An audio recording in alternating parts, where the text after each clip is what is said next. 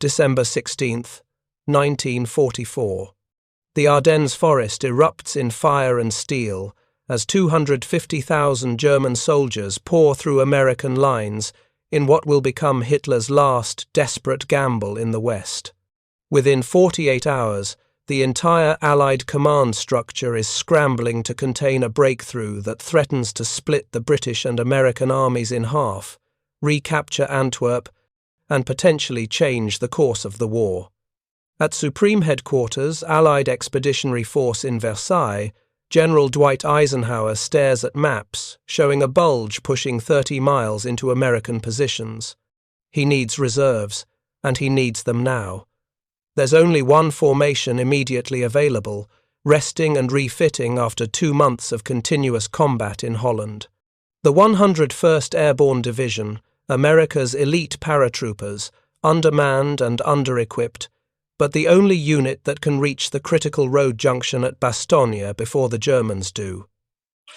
Before we jump back in, tell us where you're tuning in from, and if this story touches you, make sure you're subscribed, because tomorrow I've saved something extra special for you. What happens next becomes the most celebrated defensive stand in American military history. Not because 340 paratroopers and their attached units stopped 12,000 Germans. They didn't, not really. But because they created something far more valuable than a conventional victory. They created time. 7 days of it. Just enough for the weather to clear, for Patton to turn his entire Third Army 90 degrees north, and for the German offensive to collapse under its own logistical impossibilities. But the decision to hold Bastogne wasn't obvious. Every tactical calculation suggested withdrawal. Every casualty projection screamed evacuation. The paratroopers stayed anyway, and understanding why requires going back to the moment when the German offensive caught everyone completely unprepared. The Ardennes was supposed to be quiet. American commanders called it the Ghost Front, an 85-mile stretch of heavily forested, mountainous terrain held by just 4 divisions, some green, some exhausted from earlier fighting. Perfect for units to rest and new units to gain combat experience without much risk. German intelligence knew this intimately and had picked their target accordingly. At 05:30 hours on December 16th, German artillery opened up with a barrage that lasted 90 minutes. Over 1,800 guns hammered American positions, everything from 88mm anti-tank weapons to massive railroad artillery pieces, firing shells weighing over 500 pounds. When the barrage lifted, 3 German armies, 29 divisions, began advancing through fog and snow that grounded Allied air power and turned the forest into a maze where defenders couldn't see attackers until they were almost on top of them. American forces fought hard, but the mathematics were brutal. 4 divisions trying to hold against 29, with German armour punching through wherever they found a seam. By December 17th, 2 American divisions were completely encircled, another was falling back in disorder, and the 4th was fighting desperately to maintain any coherent defensive line. That evening, Eisenhower convened an emergency meeting at Verdun with his senior commanders, Bradley, Patton, Devers, all present. The situation was grim, possibly catastrophic if the Germans reached the Meuse River and captured Allied supply depots. Eisenhower looked at his reserve formations and found exactly 2 divisions not already committed to combat, the 82nd and 101st Airborne, both pulled off the line in Holland barely 2 weeks earlier. The 101st had left 700 men in Holland, too wounded or sick to travel. They'd been promised a month of rest, replacements, re-equipment. Instead, they got 12 hours' notice. Pack everything, mount up, move out. Destination, somewhere in Belgium. Objective, to be determined upon arrival. It was the kind of order that only makes sense in crisis, when any plan is better than no plan. Bastogne wasn't initially the objective.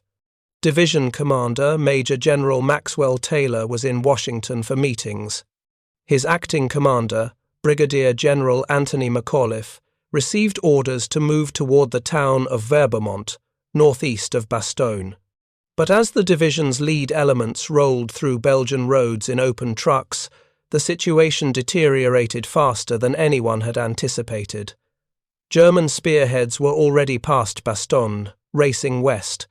The road junction risked falling without a fight. 8th Corps Commander Major General Troy Middleton made the critical decision. The 101st would go to Bastogne instead. 7 roads converged there, making it the linchpin of the entire Ardennes road network. Whoever controlled Bastogne controlled, movement for 50 miles in every direction. Lose it, and the Germans had open highway to the Meuse. Hold it, and their entire offensive slowed to a crawl. McAuliffe's division arrived in Bastogne on the night of December 18th and morning of December 19th. They found a town already under artillery fire, roads clogged with American units retreating west, and 8th Corps headquarters preparing to evacuate. Middleton greeted McAuliffe with orders that amounted to controlled desperation. Hold Bastogne. How long? As long as possible. With what support? Whatever you've got with you. The 101st deployed with approximately 11,000 men across all its component units.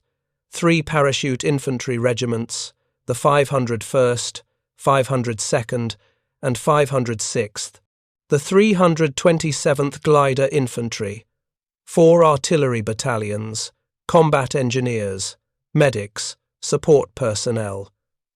They were joined by remnants of units that had escaped the German advance, parts of the 9th and 10th Armoured Divisions, Combat Command B of the 10th alone adding about 4,000 men and 40 tanks, artillery units that refused to abandon their guns, tank destroyer battalions. By December 20th, the entire Bastogne garrison numbered roughly 18,000 defenders. But here's where the numbers get interesting. The actual perimeter defence, the men physically holding the line against German assault, came primarily from the 3 parachute infantry regiments. Each regiment fielded roughly 1,900 men at full strength. After losses in Holland and the hasty deployment, each was running closer to 1,500 effective combat personnel. The 501st PIR held the northeastern sector. The 506th held the east and southeast. The 502nd held the west and northwest. 3 regiments, approximately 4,500 paratroopers, forming a defensive perimeter roughly 16 miles in circumference. German forces, encircling Bastogne, came from multiple divisions. The 26th Volksgrenadier Division attacked from the east. The 5th Fallschirmjäger Division, German paratroopers themselves, pressed from the south and west. The Panzerlehr Division and elements of the 2nd Panzer Division probed from the north and northwest. Total strength? Estimates vary. But intelligence assessments put German forces around Bastogne at between 20,000 and 25,000 men, with approximately 150 tanks and assault guns. The actual combat power ratio was even worse than raw numbers suggested.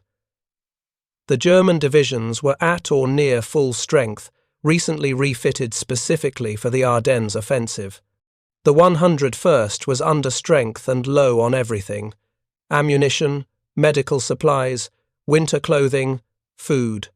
The division had deployed so rapidly that supply trucks were still trying to catch up when the Germans closed the roads. By the evening of December 20th, Bastogne was surrounded. German forces had pushed past the town on 3 sides and linked up on the western approaches.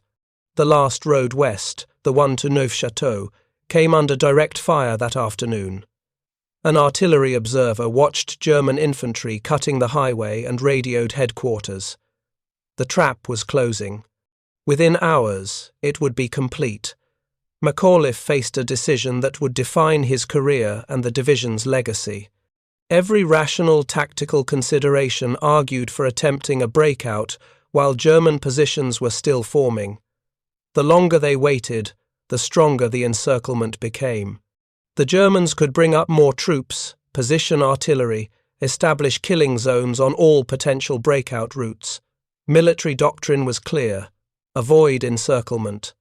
If encircled, break out immediately before the enemy consolidates. But breaking out meant abandoning Bastogne. It meant giving the Germans free access to those 7 roads and opening their supply routes to the Meuse River. It meant potentially dooming the entire Allied defensive effort in the Ardennes. Macauliffe consulted with his regimental commanders. The consensus was grim but unanimous. They could hold if supplied by air. How long? A week, maybe more if casualties stayed manageable. The decision violated conventional military wisdom in almost every way. Defending a surrounded position trades initiative for vulnerability. The enemy chooses when and where to attack. Defenders can only react. Resupply becomes entirely dependent on weather and air superiority. Casualties cannot be evacuated. The wounded pile up, consuming medical supplies and demoralizing those still fighting. Ammunition expenditure must be carefully rationed because once it's gone, it's gone. There's no pulling back to replenish. There's nowhere to pull back to. Macauliffe made the decision anyway, not because he believed it was tactically sound in isolation, but because he understood what Bastogne represented strategically. Every day the Germans spent trying to take the town was a day they weren't racing toward the Meuse. Every artillery shell they fired at Bastogne was one less shell available for the offensive's spearhead. Every soldier committed to reducing the pocket was a soldier not available for exploitation. Bastogne didn't need to defeat the German offensive. It needed to delay it. He sent a message to 8th Corps. The 101st will hold. Then he set about organizing a defense with whatever materials and men he had available. The paratroopers had trained for this, though not quite like this. Airborne doctrine emphasized rapid offensive action after landing. Seize objectives, establish defensive perimeters until ground forces link up, then either continue the advance or withdraw.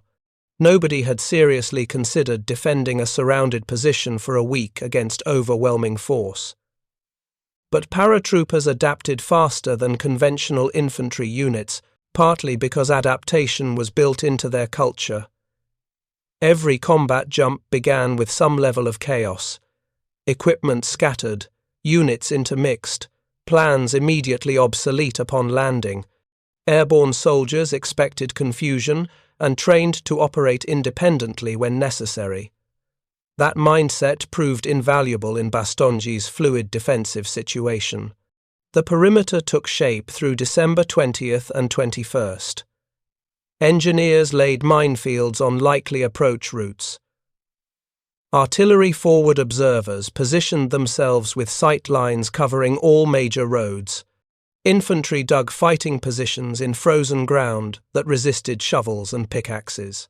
The Ardennes in late December was brutally cold, temperatures dropping below 0 Fahrenheit at night, and the ground was frozen solid 18 inches down. Foxholes became exercises in endurance. Soldiers attacked the earth with whatever tools they had, often taking hours to excavate positions that would have taken 20 minutes in normal soil. Many gave up and built above-ground positions using logs, sandbags, and rubble. These provided less protection but could be constructed faster, a reasonable trade when German artillery was already falling and positions needed to be ready now, not tomorrow. The 501st PIR occupied the northeastern sector around the villages of Longvilly and Bizery.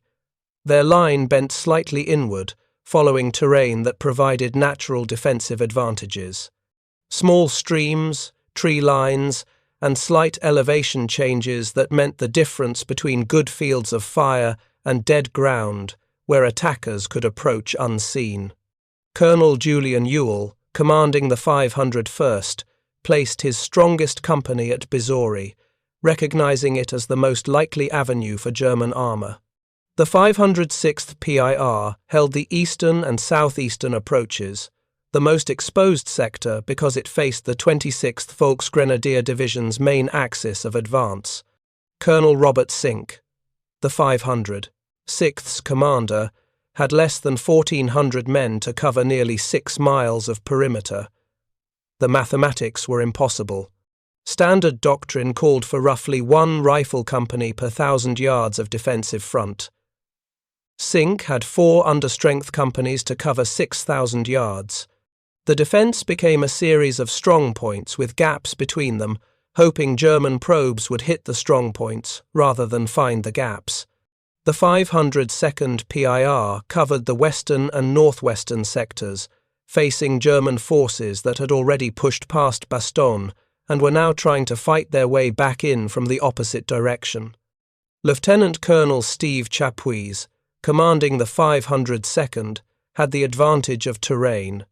His sector included the village of Rolle, surrounded by dense forest that channeled German attacks into predictable corridors. Between these 3 regiments ran the glider infantry of the 327th, filling gaps and providing a mobile reserve that could rush to threatened sectors. The glider troops lacked the mystique of paratroopers, arriving on battlefields in silent gliders rather than descending under parachute canopies. But they fought with identical ferocity and training, and in Bastogne, the distinction between parachute and glider infantry disappeared entirely. Everyone held the line, everyone took casualties, everyone knew that failure meant annihilation.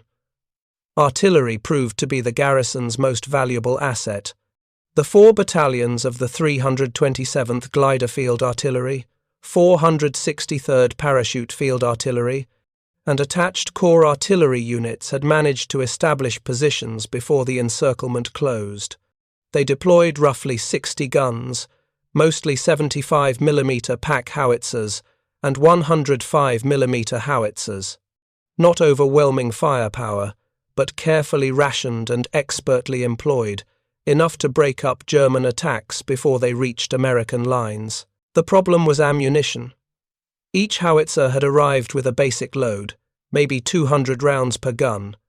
Under normal conditions with regular resupply, that's enough for a day or 2 of moderate combat. Surrounded, with no resupply except what could be airdropped, 200 rounds had to last potentially a week. Fire missions became agonizing calculations. Was this target worth 5 rounds? 10? Could infantry handle it with small arms, or did artillery need to engage? Telling and preparing this story took us a lot of time, so if you are enjoying it, subscribe to our channel. It means a lot to us. Now, back to the story. Lieutenant Colonel Ned Moore, commanding divisional artillery, established strict fire discipline protocols. All fire missions required approval from battalion level or higher. Forward observers could call for fire, but they couldn't authorize it without battalion confirmation. Harassment and interdiction missions, the random artillery fire designed to keep enemies uncomfortable and disrupt their movements, were cancelled entirely. Every shell had to hit a target that directly threatened the perimeter. The tank destroyers added mobile firepower. The 705th Tank Destroyer Battalion had arrived with approximately 20 M18 Hellcat tank destroyers, 76mm guns mounted on fast, lightly armoured chassis.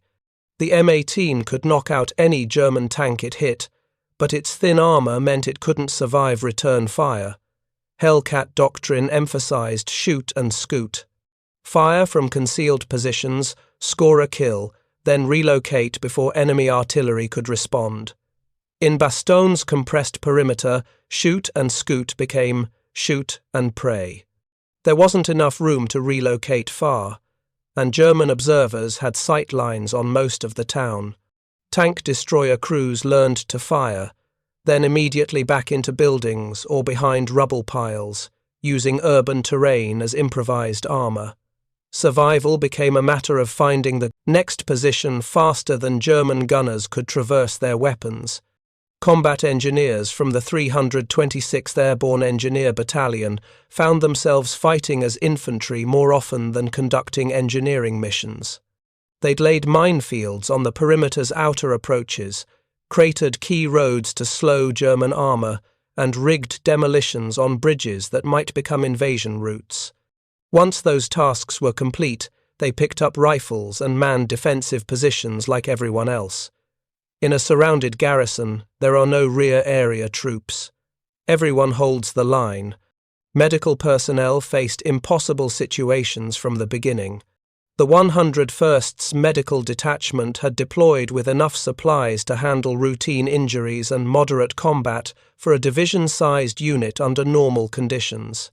Surrounded, those supplies had to cover everything from minor wounds to major surgery, with no evacuation possible for seriously injured men.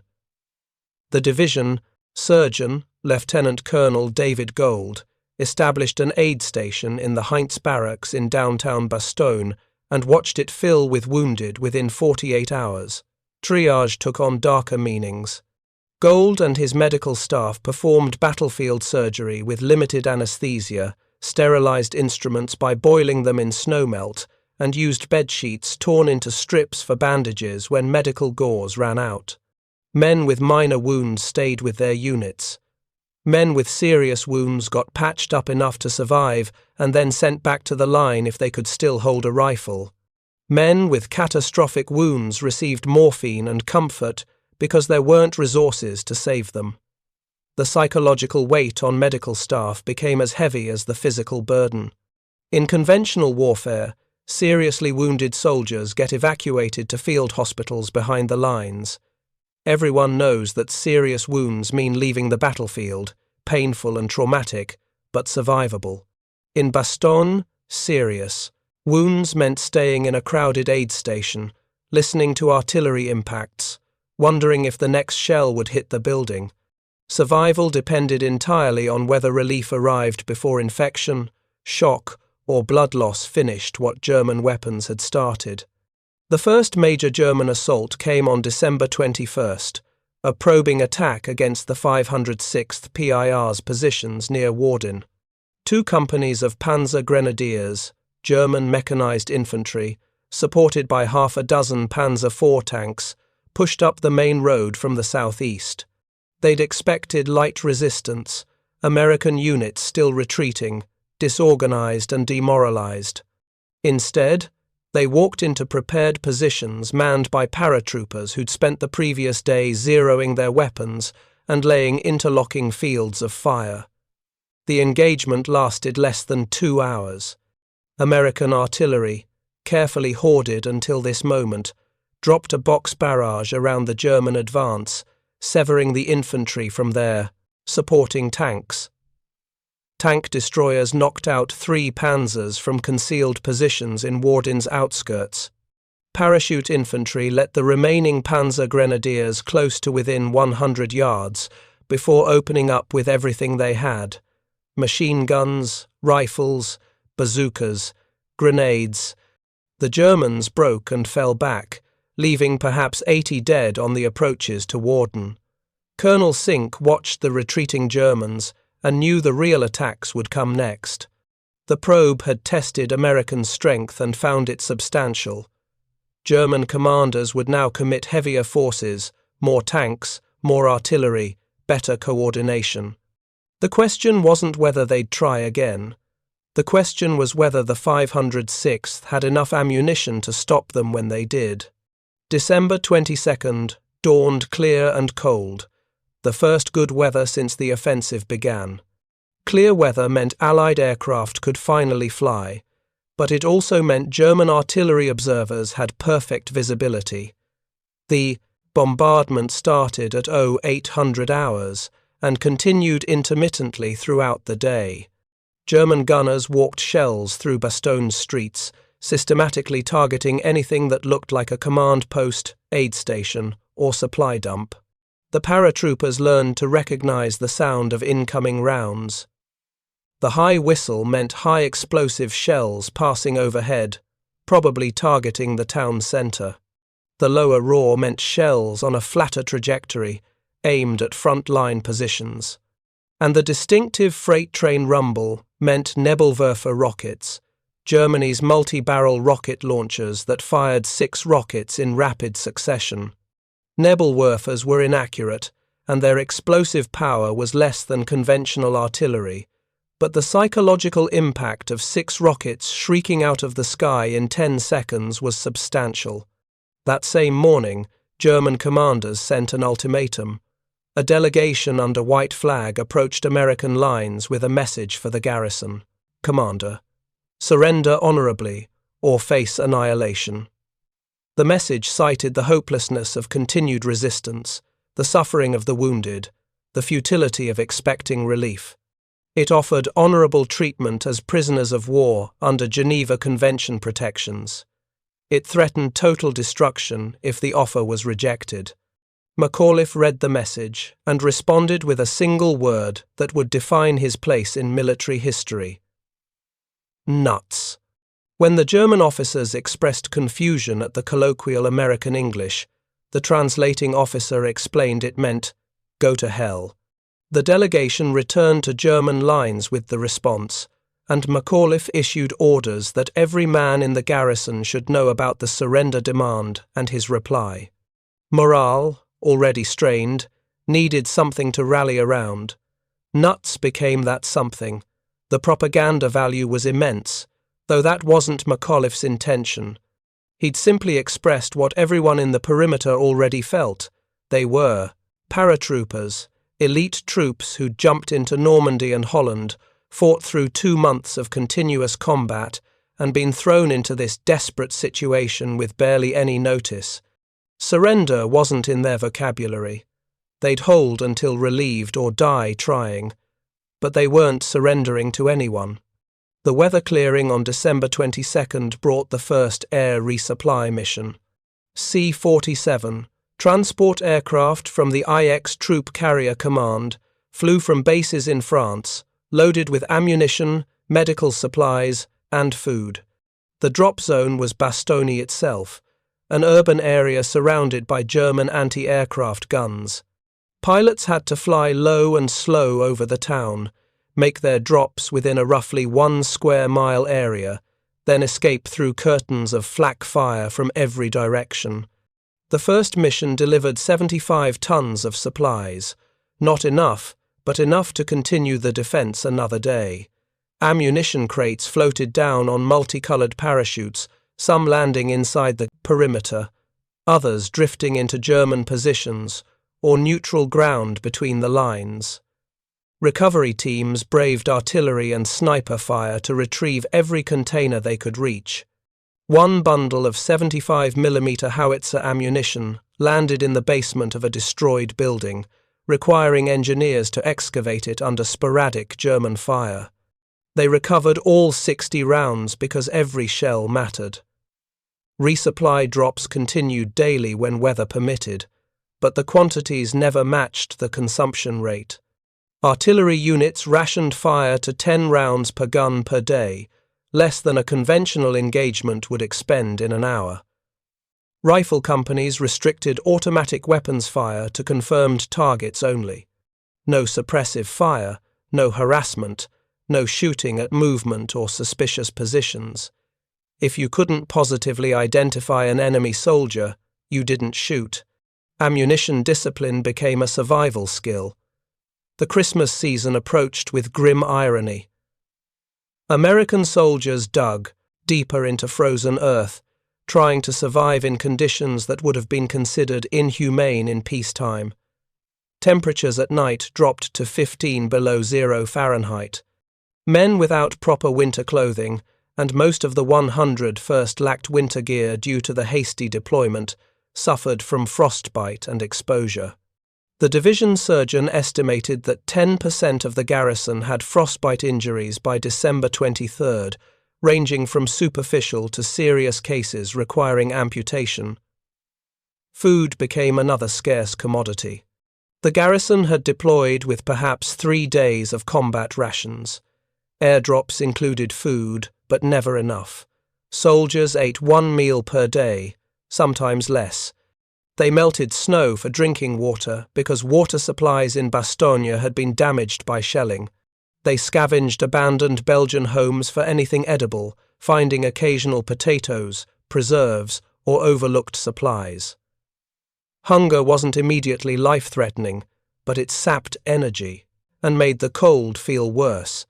German attacks intensified throughout December 23rd and 24th.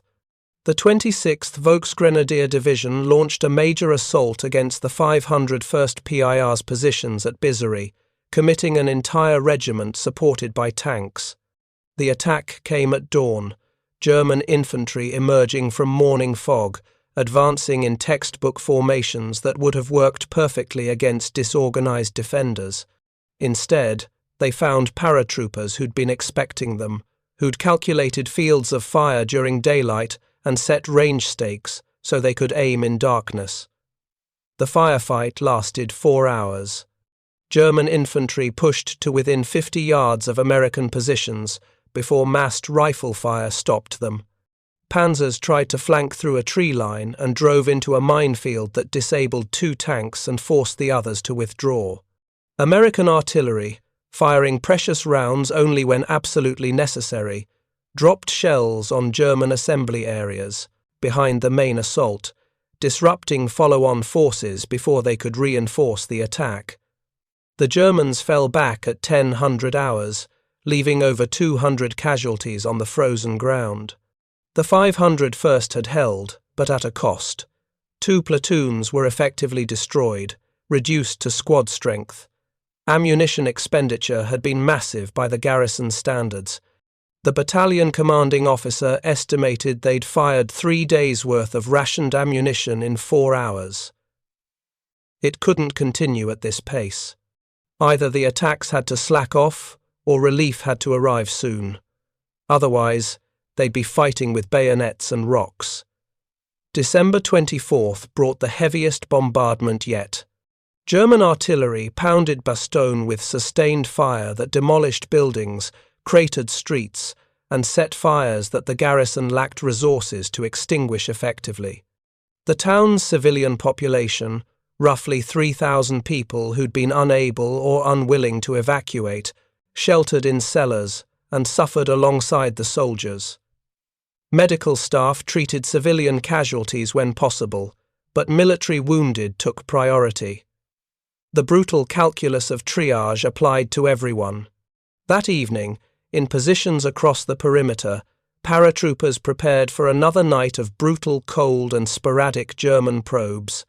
Some units tried to observe Christmas as best they could. Chaplains held services in frozen foxholes. Men shared what food they had, pooling rations to create something resembling a Christmas meal, though it still amounted to cold beans and stale crackers. The psychological importance exceeded the nutritional value. They were acknowledging that life continued beyond this battle, that holidays existed outside this frozen hell, that someday they'd return to a world where Christmas meant something other than artillery and frostbite. The German High Command made one final massive effort on December 25th. Christmas Day attacks hit multiple sectors, simultaneously, testing the garrison's ability to respond to multiple crises at once. The Panzer Lehr Division struck from the northwest. The 26th Volksgrenadier Division attacked from the east. The 5th Fallschirmjäger Division pushed from the south. Total forces committed exceeded 10,000 men with approximately 50 tanks and assault guns. The battle raged from dawn until mid-afternoon. German troops penetrated the perimeter in 3 locations, creating small salients that threatened to breach the defence entirely. McAuliffe committed his reserve, glider infantry and attached tank destroyer units to seal the breaches. Close-quarters fighting erupted in the villages of Marvy and Champs. American and German soldiers battling through buildings and streets in brutal urban combat, where survival measured in seconds and victory went to whoever shot first. The 502nd PIR at Roll faced the most desperate situation. German paratroopers, the elite, Fallschirmjäger, pushed into the village and established positions in stone buildings that American weapons couldn't easily reduce. Lieutenant Colonel Chapuis called for artillery fire directly on roll, accepting that some American positions would take casualties from friendly fire, but recognizing that without artillery support, the village would fall completely. The shells came in, devastating precision fire that collapsed buildings on German soldiers and forced the Fallschirmjäger to withdraw. American casualties included 12 men killed by their own artillery, a price everyone understood was necessary. The alternative was losing Roll, which would have opened a hole in the western perimeter large enough for German armour to exploit into the heart of Bastogne's defences. By 1600 hours on Christmas Day, the attacks had failed across every sector. German forces withdrew to their starting positions, having suffered perhaps 700 casualties without achieving any meaningful penetration. But the American garrison was bleeding out.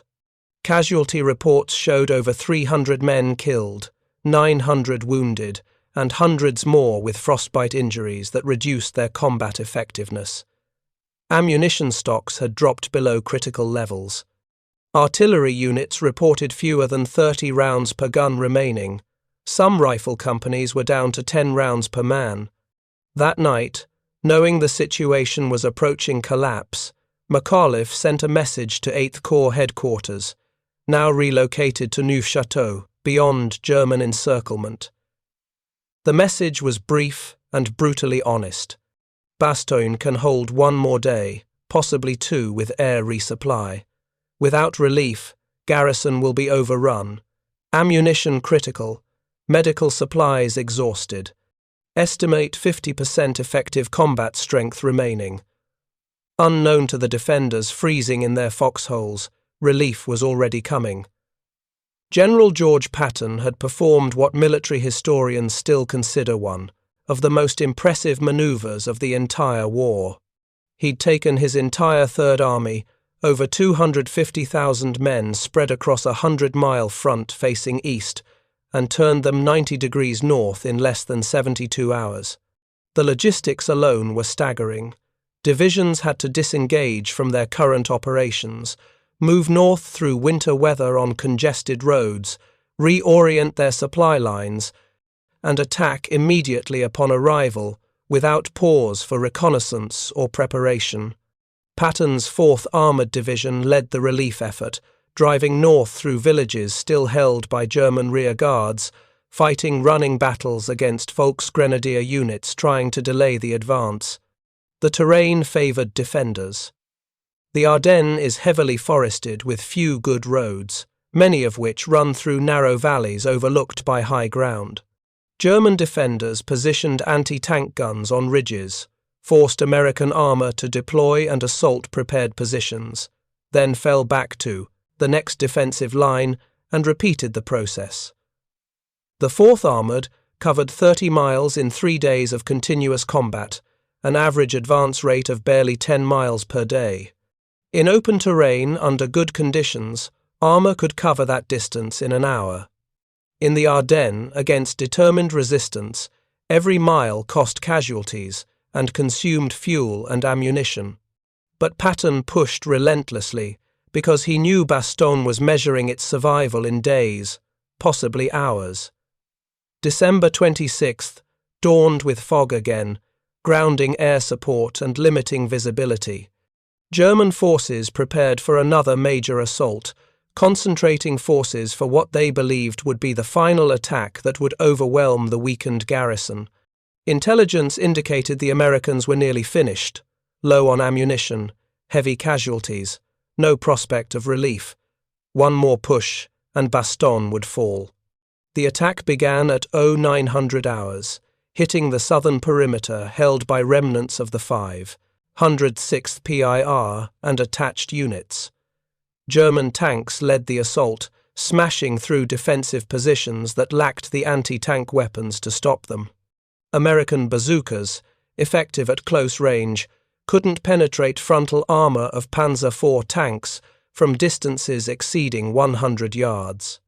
Tank destroyers engaged and knocked out several panzers, but German infantry followed close behind the armor, using the tanks as mobile cover while advancing toward American foxholes. The line bent dangerously inward. Companies fell back from first defensive positions to secondary positions prepared days earlier. Radio messages reported the situation deteriorating rapidly. German tanks were inside the perimeter proper, no longer attacking from outside but fighting through the garrison's interior positions. Another hour, maybe two, and the defense would collapse entirely. At 1500 hours, observers on Bastogne's southern perimeter reported something unexpected. Artillery fire from the south, but not falling on American positions. Falling on German rear areas. Then reports of American tanks engaging German forces from behind.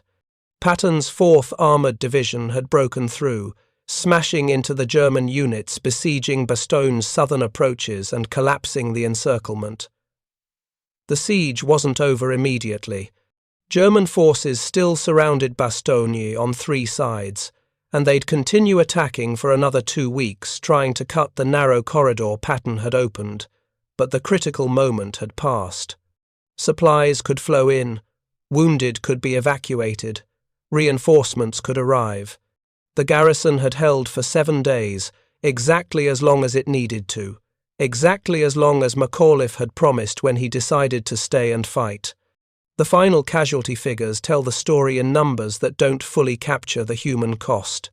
The 101st Airborne Division suffered approximately 1,050 killed, 3,600 wounded, and 2,500 non-battle casualties, primarily frostbite and exhaustion. Total losses: 7,150 men from an initial force of approximately 11,000, roughly 65% casualties across all categories, a rate that would have destroyed most conventional units' combat effectiveness. German losses around Bastogne remain disputed, but conservative estimates suggest at least 15,000 casualties across all attacking units. The 26th Volksgrenadier Division was effectively destroyed as a combat formation. The Panzer Lehr Division lost over 40% of its armour and withdrew from the battle entirely to refit. The 5th Fallschirmjäger Division suffered so heavily that it never recovered its pre-Bastogne strength. But numbers don't explain why the defence succeeded against every tactical calculation, suggesting it should have failed. The mathematics were always against the garrison. They were outnumbered 3-1, surrounded, low on everything, facing an enemy with secure supply lines and the ability to mass forces for decisive attacks. By every conventional measure, they should have broken or surrendered within 72 hours. They held because surrender wasn't an option they seriously considered. The airborne culture that had developed through Sicily, Normandy, and Holland emphasized resilience under impossible circumstances. Paratroopers expected to land scattered, isolated, facing superior numbers. They'd trained to fight in those conditions, to view encirclement not as catastrophic but as temporarily inconvenient. Bastogne was simply Sicily writ large, same impossible odds, same requirement to hold until relieved. They held because their leadership made decisions that traded immediate survival for strategic necessity. McAuliffe's choice to defend Bastogne violated doctrine, but it understood something doctrine couldn't quantify. The value of time in warfare, how 7 days of delay could matter more than 7 tactical victories. Every hour the Germans spent attacking Bastogne was an hour they couldn't spend advancing toward the Meuse River. They held because air supply, however inadequate, provided just enough ammunition and medical supplies to continue fighting. The troop carrier command pilots who flew through flak storms to drop supplies over Bastogne deserve equal credit with the defenders on the ground. Without those drops, the garrison would have run out of artillery ammunition by December 23rd and rifle ammunition by December 25th. The defence would have collapsed not from German assault but from physical inability to return fire, and they held because the Germans made critical mistakes. They could have bypassed Bastogne entirely, masked it with minimal forces, and continued their offensive westward. Instead, they committed significant strength to reducing the pocket, strength that was desperately needed elsewhere. The decision came, partly from doctrine, surrounded enemies must be eliminated before advancing, and partly from overconfidence. German commanders believed they could overwhelm the garrison quickly and then continue the offensive, with that threat eliminated. They were wrong. The garrison absorbed German combat power like a black hole absorbs matter, pulling in divisions that were supposed to be spearheading the advance toward Antwerp. The longer Bastogne held, the more forces Germany committed trying to take it, the more the entire offensive slowed and stalled. By December 26th, when Patton broke through, the German advance had already culminated. Bastogne didn't stop the offensive by defeating German armies. It stopped the offensive by becoming an irreducible obstacle that consumed resources faster than Germany could afford. Walk through Bastogne today, and you'll find monuments everywhere. To the 101st Airborne, to Patton's Third Army, to Belgian civilians who suffered through the siege. The town has become synonymous with American resilience and the airborne spirit. Tour guides describe the desperate fighting, point out where McAuliffe's headquarters stood, show visitors foxholes preserved in nearby forests. But the true memorial to Bastogne isn't in monuments or museums. It's in the doctrine that every airborne unit still studies. The principles of defending against overwhelming odds, of making calculated decisions that trade safety for strategic value, of understanding that sometimes the mission matters more than the unit executing it. Those lessons purchased in frozen foxholes outside a Belgian town remain relevant because warfare's fundamental nature hasn't changed. Modern airborne forces train for rapid deployment into hostile territory, establishing defensive perimeters, holding against superior numbers until relieved. The 82nd Airborne Division, the 101st sister unit during World War II, maintains readiness to deploy anywhere in the world within 18 hours. That mission traces directly back to what happened in December 1944, when paratroopers rushed to Belgium with minimal preparation and held a critical position against impossible odds. Modern soldiers carry equipment that would have seemed like science fiction in 1944: satellite communications, night vision, precision weapons, jet aircraft. Yet the core principle remains what the 340 paratroopers at Bastogne proved: sometimes holding ground matters more than surviving. Sometimes the mission demands endurance beyond doctrine. You fight on, not because victory is certain, but because withdrawal is unacceptable. The men who held Bastogne never called it heroism. They called it necessity. Someone had to stay. They happened to be the ones there. The myths of stirring speeches and gallant charges came later. Their real memories were of freezing nights, empty stomachs, and trying not to die. That ordinariness, that refusal to yield despite fear and exhaustion, is what made Bastogne extraordinary. These were ordinary soldiers who stood their ground until conditions changed in their favor. Military history offers countless sieges: the Alamo, Stalingrad, Leningrad, but Bastogne stands apart. It achieved exactly what was needed and no more. 7 days of resistance, long enough for Patton's army to arrive. The defense was perfectly calibrated to its purpose, neither too short to fail, nor too long to become pointless. That precision remains the model for military planners.